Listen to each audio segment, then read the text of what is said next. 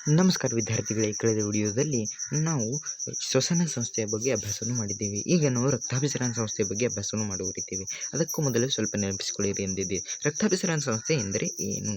ರಕ್ತಾಭಿಸರಣೆ ಎಂದರೇನೆ ಶರೀರದ ಒಂದು ಭಾಗದಿಂದ ಇನ್ನೊಂದು ಭಾಗದೊಳಗೆ ನೀರು, ಸಂಪ್ರೇರಕಗಳು ಇಲ್ಲವೇ ಯಾವುದೇ ಪದಾರ್ಥಗಳಾಗಿರಲಿ ಅದರ ವಹನ ಮತ್ತು ರಕ್ತಾಭಿಸರಣ ಸಂಸ್ಥೆಯಲ್ಲಿ ಯಾವ್ಯಾವುಗಳ ಸಮಾವೇಶವಾಗುತ್ತದೆ ಎಂದರೆ ಹೃದಯ, ಅನೇಕ ರೋಹಿಣಿಗಳು, ನಿಲೆಗಳು ಮತ್ತು ಕೇಶವಾಹಿನಿಗಳಲ್ಲಿ ಸಮಾವೇಶ ಆಗುತ್ತಿರುತ್ತದೆ. ಈ ಪ್ರಕಾರವಾಗಿ ಸ್ವಲ್ಪ ನೆನಪಿಸಿಕೊಳ್ಳಿರಿ ಇದೆ. ಈಗ ನಾವು ರಕ್ತಾಭಿಸರಣ ಸಂಸ್ಥೆ ಬಗ್ಗೆ ಅಭ್ಯಾಸವನ್ನು ಮಾಡುವ. ಈಗ ರಕ್ತಾಭಿಸರಣ ಸಂಸ್ಥೆಯ ಬಗ್ಗೆ ನೋಡುವ. ರಕ್ತಾಭಿಸರಣ ಸಂಸ್ಥೆ ಎಂದರೇನೆ ಸರ್ಕ್ಯುಲೇಟರಿ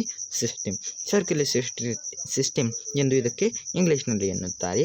ಮತ್ತು ಶರೀರದ ವಿವಿಧ ಅವಯವಗಳಲ್ಲಿ ನೀರು, ಸಂಪ್ರೇರಕಗಳು, ಆಕ್ಸಿಜನ್, ವಿದ್ರಾವ್ಯ, ಅನ್ನ ಘಟಕಗಳು, ತ್ಯಾಜ್ಯ ಪದಾರ್ಥಗಳನ್ನು ವಹನ ಮಾಡುವ ಕಾರ್ಯವನ್ನು ಯಾವುದು ಮಾಡುತ್ತಿರುತ್ತದೆ ಎಂದರೆ ರಕ್ತಾಭಿಸರಣ ಸಂಸ್ಥೆಯು ಮಾಡುತ್ತಿರುತ್ತದೆ.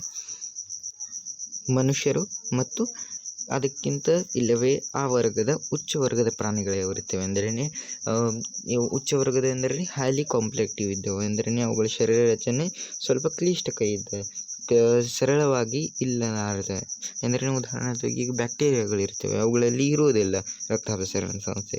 ಮತ್ತು ಉಚ್ಚ ವರ್ಗದ ಪ್ರಾಣಿಗಳಲ್ಲಿ ರಕ್ತಾಭಿಸರಣ ಸಂಸ್ಥೆ ಇರುತ್ತದೆ. ಮತ್ತು ರಕ್ತಾಭಿಸರಣ ಸಂಸ್ಥೆಯಲ್ಲಿ ಯಾವ್ಯಾವ ಇಂದ್ರಿಯಗಳ ಸಮಾವೇಶವಾಗುತ್ತದೆ ಎಂದರೆ ಹೃದಯಗಳು, ರಕ್ತವಾಹಿನಿಗಳು ಮತ್ತು ಕೇಶವಾಹಿನಿಗಳ ಸಮಾವೇಶ ಆಗುತ್ತಿರುತ್ತದೆ. ಈಗ ನಾವು ಹೃದಯದ ರಚನೆಯ ಬಗ್ಗೆ ಅಭ್ಯಾಸವನ್ನು ಮಾಡುವ. ಹೃದಯದ ರಚನೆ ನಿಮಗೆ ಇಲ್ಲಿ ಹೃದಯ ಕಾಣಿಸುತ್ತಿದೆ ನೋಡ್ರಿ, ನಿಮಗೆ ಇಲ್ಲಿ ಕಾಣಿಸಬಹುದು. ಇಲ್ಲಿ ಏನಿದೆ ಅಂದರೆ ಮೊದಲಾಗಿ ಶರೀರ ಇದೆ, ಇಲ್ಲಿ ಶರೀರದಲ್ಲಿ 2 ಫುಪ್ಪುಸಗಳಿವೆ ಮತ್ತು ಇಲ್ಲಿ ಒಂದು ಹೃದಯ ಇದ್ದಿದ್ದು ನಿಮಗೆ ಇಲ್ಲಿ ಕಂಡು ಬರುತ್ತಿದೆ. ಈಗ ನಾವು ಅದು ಎಲ್ಲಿ ಇರುತ್ತದೆ ನೋಡ್ರಿ, ಹೃದಯದ ಎಲ್ಲಿ ಇರುತ್ತದೆ ಅಂದರೆ ಎದೆಯ ಗೂಡಿನಲ್ಲಿ ಇದು ಇರುತ್ತದೆ. ಎದೆಯ ಗೂಡಿನಲ್ಲಿ ಸಾಮಾನ್ಯವಾಗಿ ಮಧ್ಯಭಾಗಿನಲ್ಲಿ ಹೃದಯ ಇರುತ್ತದೆ. ಎದೆಯ ಗೂಡು ನಿಮಗೆ ಕಾಣಿಸುತ್ತೆ, ಅದರ ಮಧ್ಯಭಾಗದಲ್ಲಿ ಇಲ್ಲಿ ನಮಗೆ ಹೃದಯ ಇದ್ದಿದ್ದು ಕೂಡ ಕಾಣಿಸುತ್ತಿದೆ. ನಂತರ ಪುನಃ ಇದು ಅಸ್ಥಿಪಂಜರದ 2 ಫುಪ್ಪುಸಗಳ ನಡುವೆ ಇರುತ್ತದೆ. ಅಂದರೆ ಇವು 2 ಫುಪ್ಪುಸಗಳು ಕಾಣಿಸುತ್ತವೆ, ಅದರ ನಡುವೆ ಹೃದಯ ಇರುತ್ತದೆ. ಅಂದರೆ ಸ್ವಲ್ಪ ಎಡಭಾಗಕ್ಕೆ ವಾಲಿದಂತೆ ನಮಗೆ ಕಾಣಿಸುತ್ತೆ. ಸ್ವಲ್ಪ ಎಡಭಾಗದಲ್ಲಿ ಹೋಗಿದೆ ನೋಡಿ, ಕ್ರಾಸ್ ಆಗಿದೆ, ಸ್ವಲ್ಪ ಸ್ಟ್ರೇಟ್ ಇಲ್ಲದು ಸ್ವಲ್ಪ ಕ್ರಾಸ್ ಆಗಿದೆ. ಅಂದರೆ ಹೃದಯ 2ರ ನಡುವೆ ಇದ್ದರೆ ಸ್ವಲ್ಪ ಎಡಭಾಗದಲ್ಲಿ ವಾಲಿಯಾಗಿದೆ ನಮ್ಮಲ್ಲಿ ಕಾಣಿ ಬರುತ್ತದೆ. ಮತ್ತು ಇದು ಹೃದಯದ ಆಕಾರದ ಎಷ್ಟಿರುತ್ತದೆ ಅಂದರೆ ನಮ್ಮ ಕೈಯ ಮುಷ್ಟಿ ಎಂದರೆ ನೋಡ್ರಿ, ನಾವು ಆವಾಗ ಕೈಯಲ್ಲಿ ಬೆರಳುಗಳು ಮುಚ್ಚುತ್ತೇವೆ, ಆಗೋದು ಮುಷ್ಟಿ ತಯಾರಾಗುತ್ತದೆ ನೋಡ್ರಿ. ಈ ನಮ್ಮ ಕೈಯ ಮುಷ್ಟಿಯಷ್ಟೇ ಕೇವಲ ಈ ಹೃದಯದ ಆಕಾರವಾಗಿರುತ್ತದೆ. ಪ್ರತಿಯೊಬ್ಬರ ಮುಷ್ಟಿಯ ಆಕಾರದಷ್ಟು ಹೃದಯದ ಆಕಾರ ಇರುತ್ತದೆ. ಮತ್ತು ಇದರ ತೂಕ ಎಷ್ಟಿರುತ್ತದೆ ಅಂದರೆ 360 ಗ್ರಾಮ್ ನೋಡ್ರಿ. ಈ ಹೃದಯದ ತೂಕ ಇಲ್ಲಿ 360 ಗ್ರಾಮ್ ಇದ್ದು ನಮಗೆ ಕಂಡು ಬರುತ್ತಿದೆ. ಈ ಪ್ರಕಾರವಾಗಿ ಇಲ್ಲಿ ಹೃದಯದ ಬಗ್ಗೆ ಅಭ್ಯಾಸವಿದೆ. ಈಗ ಇದನ್ನು ಇನ್ನೊಂದು ವೇಳೆ ನೋಡ್ರಿ ಏನಾಗುತ್ತದೆ. ಮೊದಲನೇದಾಗಿ ಹೃದಯದ ಗೂಡಿನಲ್ಲಿ ಇದು ಇರುತ್ತದೆ, ಎದೆಯ ಗೂಡಿನಲ್ಲಿ ಇರುತ್ತದೆ, ಸ್ವಲ್ಪ ಎಡಭಾಗದಲ್ಲಿ ಇರುತ್ತದೆ ಮತ್ತು ಅದರ ಆಕಾರ ನಮ್ಮ ಮುಷ್ಟಿ ಎಷ್ಟಿರುತ್ತದೆ, ಅದರ ಗ್ರಾಮ್ ತೂಕ ಎಷ್ಟಿರುತ್ತದೆ ಅಂದರೆ 360 ಗ್ರಾಮ್ ಇರುತ್ತದೆ. ಈಗ ಅದರ ಬಗ್ಗೆ ಇನ್ನೊಂದು ಮಾಹಿತಿ, ನಮ್ಮ ಶರೀರದ ಹೃದಯದ ಸುತ್ತಲೂ ಹೃದಯ ಆವರಣ ಇರುತ್ತದೆ. ದ್ವಿಪದರ ನೋಡ್ರಿ ಯಾವ ಪ್ರಕಾರವಾಗಿ ದ್ವಿಪದ ಇರುತ್ತದೆ. ಇಲ್ಲಿ ನಿಮಗೆ ಕಾಣಿಸುತ್ತೆ ನೋಡ್ರಿ, ರೇಷೆಯಲ್ಲಿ ಹೊಡಲಾಗಿದೆ. ಮೊದಲನೇದಾಗಿ ಇದು ಮತ್ತು ಇದು ಇವೆರಡು ಕೂಡಿ ಮೊದಲನೇ ಪದರು, ನಂತರ ಇದು ಹೊರಗಿನ 2 ಪದ ಅಂದರೆ ದ್ವಿಪದರ ಯುಕ್ತ ಆಯ್ತು. ಇಲ್ಲಿ ನೋಡ್ರಿ ಯಾವ ಪ್ರಕಾರವಾಗಿದೆ, ಇದು ಮತ್ತು ಇದು ಕೂಡಿ ಮೊದಲನೇ ಪದರು, ನಂತರ ಇದು ಹೊರಗಿನದು ಕೂಡಿ 2ನೇ ಪದರು. ಈ ಪ್ರಕಾರವಾಗಿ ನಮಗೆ ಇಲ್ಲಿ ಕಾಣಿಸಿ ಬರುತ್ತದೆ. ನಂತರ ಈಗ ಈ ಹೃದಯದಲ್ಲಿ ಈ 2 ಆವರಣ ಯಾವುದಿರುತ್ತವೆ, ದ್ವಿಪದರ ಹೊರಗಿನ ಆವರಣ ಮತ್ತು ಒಳಗಿನ ಆವರಣ. ಇದರಲ್ಲಿ ಒಂದು ಪ್ರಕಾರದ ದ್ರವ ಇರುತ್ತದೆ. ಆ ದ್ರವದ ಕಾರಣದಿಂದಾಗಲಿ ಹೃದಯಕ್ಕೆ ಸಂರಕ್ಷಣೆ ಆಗುತ್ತದೆ, ಹೃದಯದ ಸಂರಕ್ಷಣೆ ಆಗುತ್ತದೆ. ನೋಡ್ರಿ, ಇಲ್ಲಿ ದ್ರವ ನಿಮಗೆ ಕಾಣಿಸುತ್ತದೆ, ಈ ಹಸಿರು ಬಣ್ಣದಲ್ಲಿ ದ್ರವ.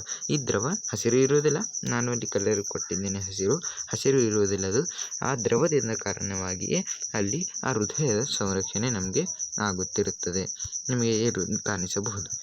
ಈಗ ಈ ಹೃದಯ ಯಾವುದಿರುತ್ತದೆ, ಮಾನವನ ಹೃದಯ ಇದು ಒಂದು ಮಾಂಸಲ ಅವಯವವಾಗಿದೆ. ಅಂದರೆ ಮಾಂಸದಿಂದ ತಯಾರಾಗಿದ್ದು ಇದೆ. ಮತ್ತು ಹೃದಯ ಯಾವುದರಿಂದ ತಯಾರಾಗಿರುತ್ತದೆ ಅಂದರೆ ಯಾವ ಸ್ನಾಯುಗಳು ತಯಾರಿರುತ್ತೆ, ಹೃದಯ ಸ್ನಾಯುಗಳಿಂದ. ನಮಗೆ ಗೊತ್ತೇ ಇದೆ ಹೃದಯ ಸ್ನಾಯುದಿಂದ. ಹಾಗಾದರೆ ಈಗ ಏಕೆ ಕೊಡಲಾಗಿದೆ ಏಕೆಂದರೆ ಇಂಗ್ಲೀಷ್ನಲ್ಲಿ ಹೃದಯಕ್ಕೆ ಹರ್ಟ್ ಎನ್ನುತ್ತಾರೆ, ಮತ್ತು ಹೃದಯ ಸ್ನಾಯುಗಳಿಗೆ ಕಾರ್ಡಿಕ್ ಮಸಲ್ಸ್ ಎರಡು ಭಿನ್ನ ಭಿನ್ನ ಇವೆ ಇಲ್ಲಿ ಹೆಸರುಗಳು ಇಂಗ್ಲೀಷ್ನಲ್ಲಿ, ಅದರ ಕನ್ನಡದಲ್ಲಿ ಒಂದಿವೆ. ಅದರ ಸಲುವಾಗಿ ನಮಗೆ ಇಲ್ಲಿ ಕೊಡಲಾಗಿದೆ. ಇಂಗ್ಲೀಷ್ನಲ್ಲಿ ಹೃದಯಕ್ಕೆ ಹಾರ್ಟ್ ಎನ್ನುತ್ತಾರೆ ಮತ್ತು ಹೃದಯ ಸ್ನಾಯುಗಳಿಗೆ ಏನಂತಾರೆ ಕಾರ್ಡಿಕ್ ಮಸಲ್ಸ್ ಎಂದು ಕರೆಯುತ್ತಾರೆ. ಅದರ ಸಲುವಾಗಿ ನಮಗೆ ಕೊಡಲಾಗಿದೆ. ಒಂದು ವೇಳೆ ಕಾರ್ಡಿಕ್ ಎಂಬ ಶಬ್ದ ಬಂದರೆ ಆಗ ಆ ಕಾರ್ಡಿಕ್ ಎಂಬ ಶಬ್ದ ಇದು ಹೃದಯಕ್ಕೆ ಸಂಬಂಧಿಸಿದೆ ಎಂಬುದನ್ನು ನಮಗೆ ತಿಳಿಯೋದು ಬರುತ್ತದೆ. ಎಲ್ಲಿಯೇ ಬರಲಿ ಕಾರ್ಡಿಕ್ ಎಂಬ ಶಬ್ದ ಅದು ಹೃದಯಕ್ಕೆ ಸಂಬಂಧಿಸಿದೆ ಇರುತ್ತದೆ. ಈ ಪ್ರಕಾರವಾಗಿ ಇಲ್ಲಿ ಹೃದಯವು ತಯಾರಾಗಿರುತ್ತದೆ, ಹೃದಯದ ರಚನೆ ಇರುತ್ತದೆ. ನಿಮಗೆ ಇಲ್ಲಿ ಹೃದಯದ ರಚನೆ ಕಾಣಿಸುತ್ತಿರಬಹುದು. ನೋಡ್ರಿ, ಇಲ್ಲಿ ಹೃದಯದ ಚಿತ್ರವಿದೆ. ಈ ಹೃದಯದಲ್ಲಿ ಅನೇಕ ಭಾಗಗಳಿದ್ದು ನಮಗೆ ಕಂಡು ಬರುತ್ತಿವೆ. ಮೊದಲಾಗಿ ನೋಡ್ರಿ, ಇದೇನಿದೆ, ಬಲರೋಹಿಣಿ ಇದೆ. ಮೊದಲಾಗಿ ಬಲರೋಹಿಣಿ, ಇಲ್ಲಿ ಎಡರೋಹಿಣಿ, ಬಲರೋಹಿಣಿ, ಎಡರೋಹಿಣಿ, ಇಲ್ಲಿ ಮೇಲೆ ಮಹಾರೋಹಿಣಿ, ಬಲರೋಹಿಣಿ, ಎಡರೋಹಿಣಿ, ಮಹಾರೋಹಿಣಿ. ನಂತರ ಇದು ಊರ್ಧ್ವ ಮಹಾನಿಲೆ, ಇದು ಊರ್ಧ್ವ ಮಹಾನಿಲೆ ಆಗಿದೆ. ನಂತರ ಇದು ಅಧೋ ಮಹಾನಿಲೆ, ಇದು ಊರ್ಧ್ವ, ಇದು ಅಧೋ. 1 ಮಿನಿಟ್. ಇನ್ನು ನೋಡ್ರಿ, ಇಲ್ಲಿ ಬಲರೋಹಿಣಿ, ಎಡರೋಹಿಣಿ, ಊರ್ಧ್ವ ಮಹಾನಿಲೆ, ಅಧೋ ಮಹಾನಿಲೆ. ನೋಡ್ರಿ, ಬಲ ಕಡೆಗೆ ಬಲೆ, ಎಡ ಕಡೆಗೆ ಎಡ. ನಿಮಗೆ ಇಲ್ಲಿ ಎಡ ಕಡೆಗೆ ಬಲ ಕಡೆಗೆ ಹೀಗೆ ಏಕೆ ಅನಿಸುತ್ತಿದೆ? ತಪ್ಪು ಬರದೆ ಹೀಗೆ ಅನಿಸುತ್ತೆ. ಹಾಗಾದರೆ ತಪ್ಪು ಅಲ್ಲ. ನಿಮ್ಮ ಶರೀರದಲ್ಲಿ ಇದನ್ನು ಪುಸ್ತಕವನ್ನು ಹೀಗೆ ಹಿಡಿದರೆ ಅದು ಏನಾಗುವುದೆಂದರೆ ಅದು ಎಡರೋಹಿಣಿ ಆಗುವುದು, ಇದು ಬಲರೋಹಿಣಿನೇ ಆಗುವುದು. ಅದರ ಸಲುವಾಗಿ ಇದು ಬಲರೋಹಿಣಿ ಇದೆ, ಇದು ಎಡರೋಹಿಣಿ ಇದೆ, ಇದು ಮಹಾರೋಹಿಣಿ ಇದೆ. ಮತ್ತು ಇದು ಊರ್ಧ್ವ ಮಹಾನಿಲೆ ಎಂದರೆ ಮೇಲಿನದು, ಇದು ಅಧೋ ಮಹಾನಿಲೆ ಎಂದರೆ ಕೆಳಗಿನದು ಆಗಿದೆ. ಮತ್ತು ಇಲ್ಲಿ ಏನಿದೆ ಅಂದರೆ ತ್ರಿದಳ ಪಟಲ ಇದೆ. ಇಲ್ಲಿ ತ್ರಿದಳ ಪಟಲ ಇದೆ, ಇಲ್ಲಿ ತ್ರಿದಳ ಪಟಲವಿದೆ. ಮತ್ತು ಇದು ಬಲವೃತ್ತಕಿ, ಇದು ಬಲವೃತ್ತಕಿ, ಇಲ್ಲಿ ತೆಳಗಿನದು. ಇದು ಎಡವೃತ್ತಕಿ, ಬಲವೃತ್ತಕಿ, ಎಡವೃತ್ತಕಿ. ಮತ್ತು ಇದು ಬಲಗಡೆಯ ವೃತ್ತಕರ್ಣ, ಇದು ಎಡಗಡೆಯ ವೃತ್ತಕರ್ಣ. ಇಲ್ಲಿ ಮೇಲಿನವಕ್ಕೆ ವೃತ್ತಕರ್ಣ ಎನ್ನುತ್ತಾರೆ, ಇಲ್ಲಿ ಕೆಳಗಿನಕ್ಕೆ ವೃತ್ತಚ್ಚಿ ಎನ್ನುತ್ತಾರೆ. ಇದು ಬಲಗಡೆಯ, ಇದು ಎಡಗಡೆ, ಇದು ಬಲಗಡೆಯ ವೃತ್ತಚ್ಚಿ, ಇದು ಎಡಗಡೆಯ ವೃತ್ತಚ್ಚಿ. ಮತ್ತು ಇದೇನಿದೆ ಎಂದರೆ ತ್ರಿದಳ ಪಟಲ ಆಗಿದ್ದು ನಮಗೆ ಕಂಡುಬರುತ್ತದೆ. ಮತ್ತು ಇಲ್ಲಿ ನೋಡ್ರಿ, ಇದೇನಿದೆ ಅಂದರೆ ಪುನಃ ದ್ವಿದಳಿ ಮುಚ್ಚಳ. ಇಲ್ಲಿ ದ್ವಿದಳಿ ಮುಚ್ಚಳವಿದೆ, ಇಲ್ಲಿ ತ್ರಿದಳಿ ಮುಚ್ಚಳವಿತ್ತು, ಇಲ್ಲಿ ದ್ವಿದಳಿ ಮುಚ್ಚಳವಿದೆ. ಮತ್ತು ಇದು ಏನಿದೆ ಅಂದರೆ ನೋಡ್ರಿ, ಇಲ್ಲಿ ಈ ಬದಿಯಲ್ಲಿ ನೋಡ್ರಿ, ಈ ಬದಿಯಲ್ಲಿಯ ಏನಿದೆ ಅಂದರೆ ಇದು ಇಲ್ಲಿ ಮಹಾರೋಣಿಯ ಅರ್ಧ ಚಂದ್ರಾಕೃತಿಯ ಪಟಲವಿದೆ. ಇಲ್ಲಿ ಮಹಾರೋಣಿ ನಿಮಗೆ ಇದು ಮಹಾರೋಣಿಗೆ ಜಾಯಿಂಟ್ ಆಗುತ್ತದೆ. ಅದರ ಸಲುವಾಗಿ ಇದಕ್ಕೇನು ಕರೆಯುತ್ತಾರೆ? ಮಹಾರೋಣಿಯ ಅರ್ಧ ಚಕ್ರಾಕೃತಿ, ಅರ್ಧ ಚಂದ್ರಾಕೃತಿ, ಮಹಾರೋಣಿಯ ಅರ್ಧ ಚಂದ್ರಾಕೃತಿ ಪಟಲ ಎಂದು ಇದಕ್ಕೆ ಕರೆಯುತ್ತಿರುತ್ತಾರೆ. ಈ ಪ್ರಕಾರವಾಗಿ ಇಲ್ಲಿ ಹೆಸರುಗಳಿವೆ.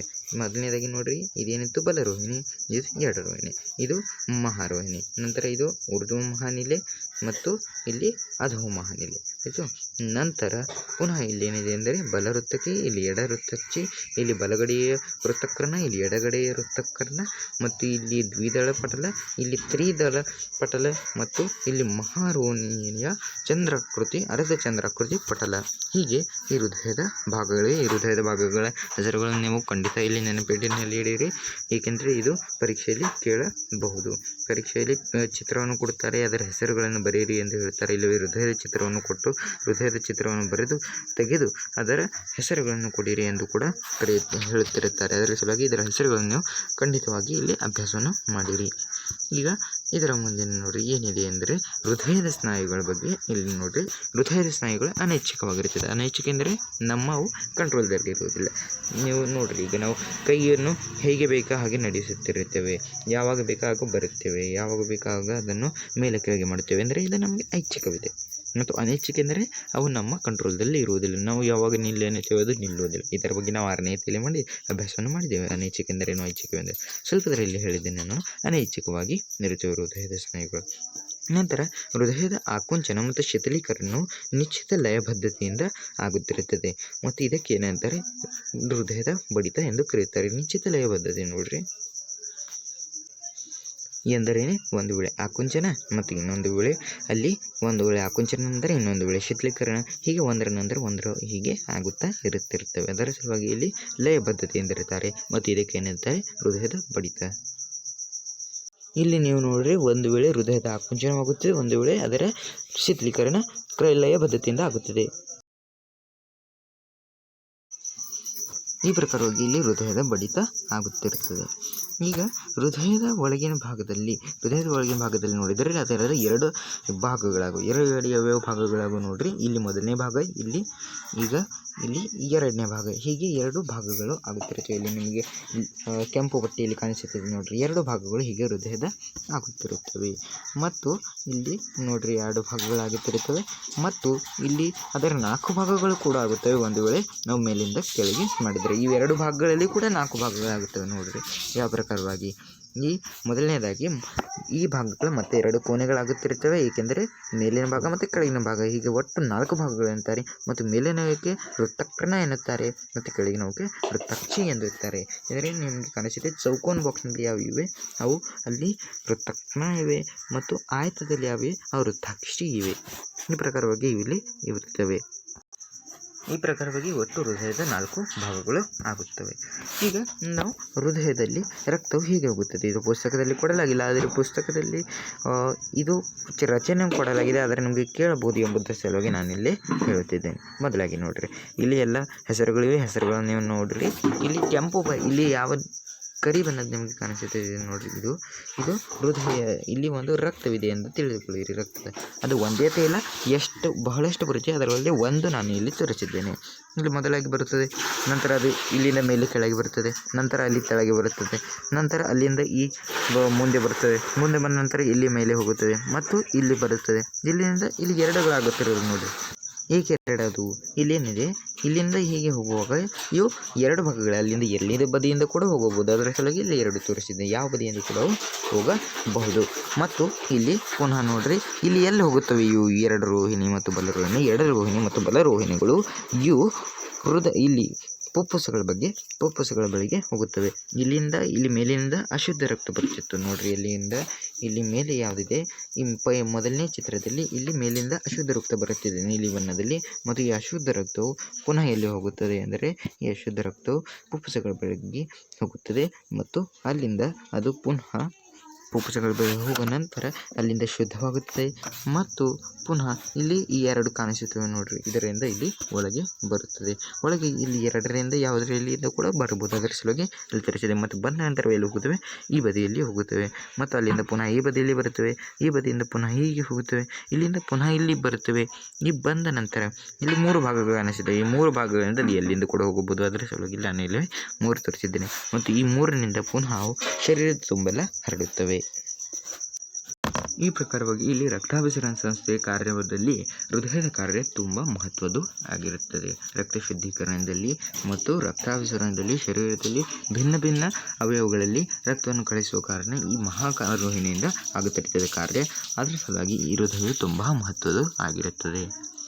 ರಕ್ತ ಶುದ್ಧೀಕರಣದ ಕಾರ್ಯವನ್ನು ಹೃದಯ ಮಾಡುವುದಿಲ್ಲ. ನಾವು ಎಷ್ಟು ವೇಳೆ ಚಿಕ್ಕವರಿಂದ ಕೇಳಿದ್ದೇವೆ, ಹೃದಯ ಮಾಡುವುದಿಲ್ಲ, ಅದು ಪುಪ್ಪುಸಗಳೇ ಮಾಡುತ್ತಿರುತ್ತೇವೆ. ಕೇವಲ ಅಲ್ಲಿವರೆಗೆ ಇದು ಕೊಡುವ ಕಾರ್ಯವನ್ನು ಯಾವುದು ಮಾಡುತ್ತಿದೆ, ಹೃದಯ ಮಾಡುತ್ತಿರುತ್ತದೆ. ಇಲ್ಲಿಂದ ನಮಗೆ ಈ 8ನೇ ತೆರಿಗೆ ಪಾಠದಿಂದ ನಮಗೆ ಇಲ್ಲಿ ಸ್ಪಷ್ಟ ಆಗಬಹುದು. ಈ ಪ್ರಕಾರವಾಗಿ ನಾವು ಇದನ್ನು ನೋಡಿದ್ದೇವೆ. ಮುಂದಿನ ವಿಡಿಯೋದಲ್ಲಿ ನಾವು ಮುಂದಿನ ಸಂಕಲ್ಪನೆಗಳನ್ನು ನೋಡುವ. ಅಲ್ಲಿವರೆಗೆ ನೀವು ಅಭ್ಯಾಸವನ್ನು ಮಾಡಿರಿ.